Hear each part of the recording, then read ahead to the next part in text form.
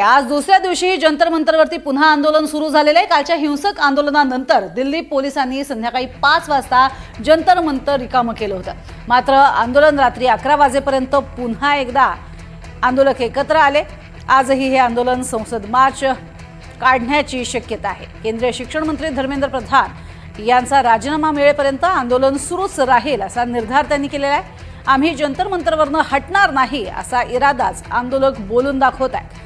गेल्या 14 वर्षात पहिल्यांदाच आंदोलकांची गर्दी संसदेच्या दारापर्यंत पोहोचली आहे। याआधी 2012 मध्ये निर्भया प्रकरणाच्या विरोधात संसद परिसरामध्ये अशाच पद्धतीने मोठ्या प्रमाणात आंदोलन झालं होतं। संसदेवरच्या या मोर्चावरती दिल्लीच्या सीमांवरती सुरक्षा व्यवस्था कडक करण्यात आली आहे।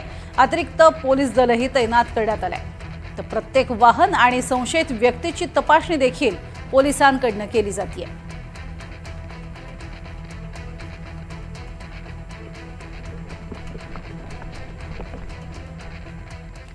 तर जंतर मंतर परिसरामध्ये आंदोलनाचे पडसाद आज अधिवेशनात उमटण्याची शक्यता आहे, कारण आंदोलनात अनेक पोलिसांच्या गाड्यांचं नुकसान झालंय।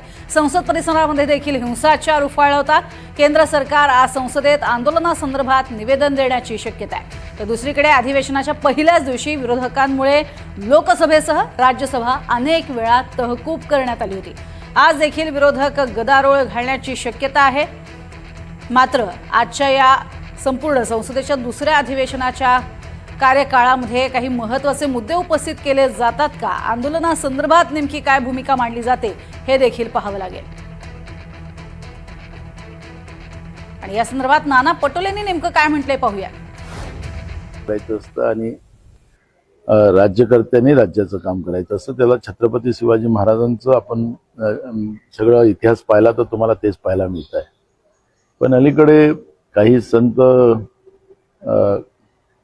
तर आता आपण पाहतोच आहे की अशोक खरात संत खूप आपल्या महाराष्ट्रातच जन्माला आले आणि त्या संत व्यवस्थेलाच बदनाम करण्याचं काम केलं जात आहे। अशी संत आता अलीकडच्या काळात आपण पाहतोय। त्यामुळे असे भोंदूबाबा पण समाजात असतात आणि अशा भोंदूबाबांच्या बद्दल फार काही प्रतिक्रिया द्यावी मला असं वाटत नाही। पण सोनम वांगचुकच्या